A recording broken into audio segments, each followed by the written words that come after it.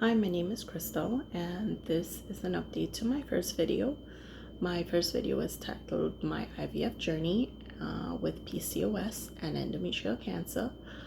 Like I said, I'm a novice to YouTube, so I do look at the screen sometimes, and I may be looking in the wrong place. Sometimes I may ramble on, but just bear with me. So like I said, it's an update, and right now I am taking my stimulation medication. They call it Stim meds. The stimulation medication, it basically stimulates your ovaries to produce multiple follicles for the purpose of egg retrieval. I have taken my Stim meds so far for 3 days. So I've been taking Gonal-F, and I have also been taking Menopur. I take 150 units each, and I take it once a day in the morning usually. And luckily I don't have to do the injections myself. My wonderful husband gives me the injections, and that's great news, since I do not like to give myself any kind of injection or pierce or puncture my skin in any way. It's always just been maybe a mental thing for me. I can't do it. So it's nice to have someone that'll do it for you. But thus far, I don't think it's been such a torturous thing that I don't think if I was forced or compelled to take it myself, I don't think that it would be an impossible feat to do it yourself. So if you're forced to, I guess in a pinch, somebody could easily probably do it. Before I started taking my stimulation medication, I was aware from watching other videos that the Menopur usually burned a lot of people. It definitely feels as though someone has a torch in your belly. I have learned from other YouTubers that they generally just ice the site and it helps. It does help, but I'm not gonna lie, you still do feel a slight burning sensation. I think dependent on your level of pain tolerance, it may hurt a little, or it might feel like the devil himself has reached inside you. I generally am of the belief pain is whatever someone says it is. So again, I think it would very much depend on your tolerance for pain. I think most women who are tough enough to do IVF, we usually are able to tolerate quite a bit.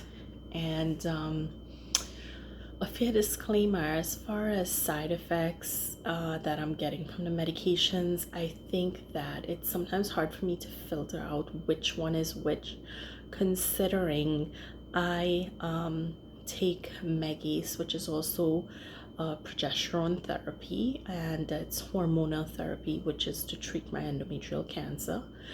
And that by itself gives me quite a few symptoms.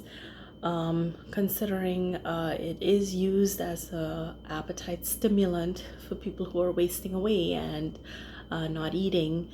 You eat a lot, you're hungry a lot, and you do gain weight.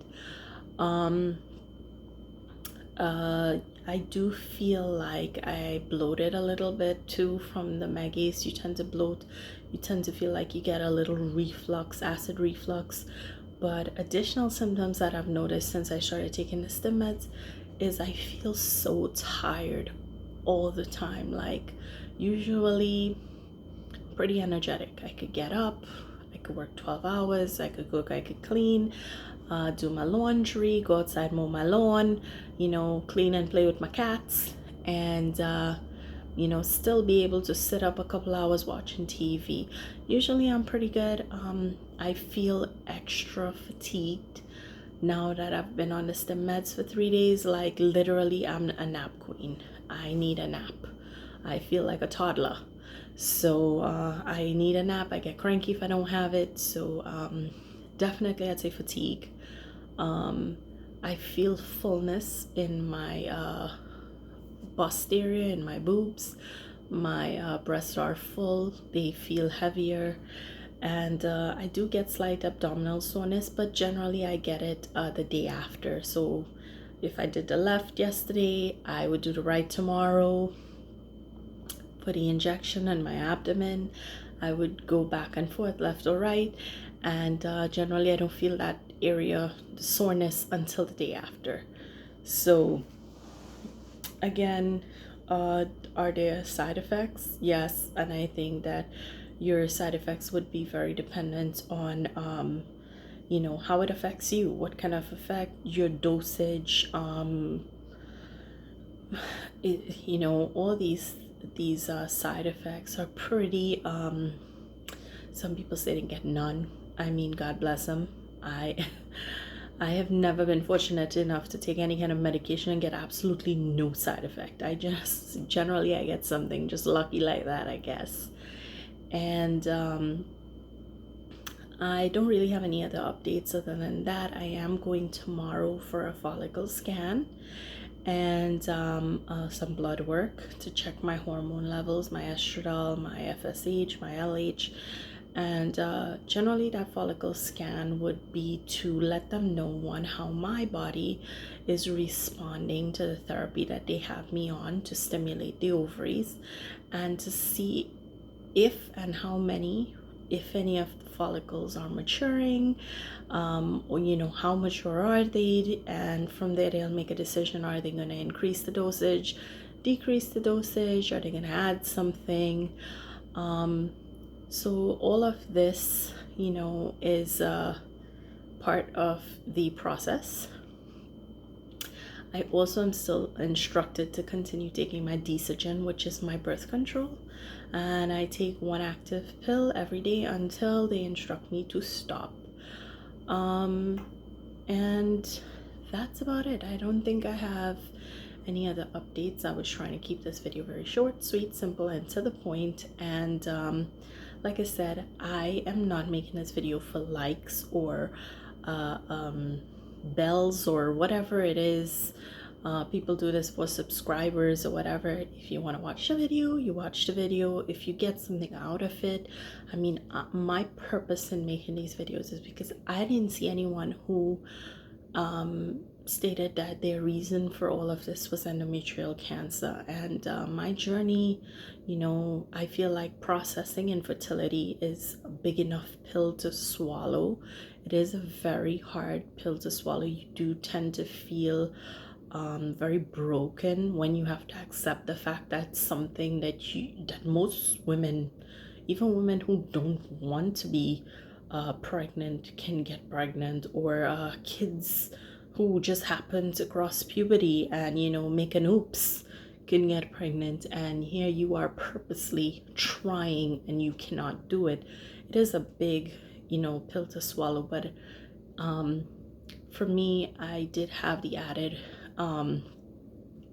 situation of the cancer, and I had to face the choice of trying this IVF and trying to hold on to my uterus, or just get rid of it and try to find maybe a surrogate or something like that. Or most of them, if I'd listened to the doctors before, they told me just get rid of it.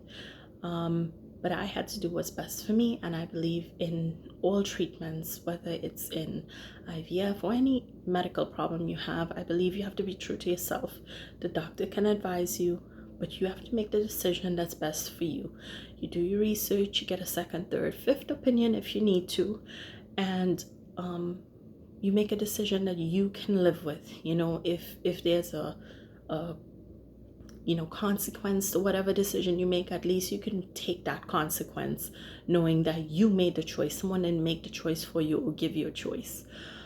What else? These are just like my feelings about things. It's not like a medical advice that I'm giving you or something that I'm telling you my experience will be your experience. I'm just sharing my own experience because some people need to have someone they could relate to. I don't mind answering a question, or I don't even mind telling people like which clinic I'm going to, which doctor I'm seeing. I mean, I don't think, there's anything that I feel like I just couldn't answer for somebody if I knew the answer. If it's something I don't know, obviously you don't expect me to pull the answer out of a hat. I mean, if it's something that I have experienced and I can answer, I definitely have no problem doing that. And I think it's important that people understand that um, when you have a problem with your fertility and you're going through this, we're tough. We're trying to be as tough as we can. So if my video helps, I'm glad. If it doesn't, then just skip on to the next one. And till next time, I will update with another video.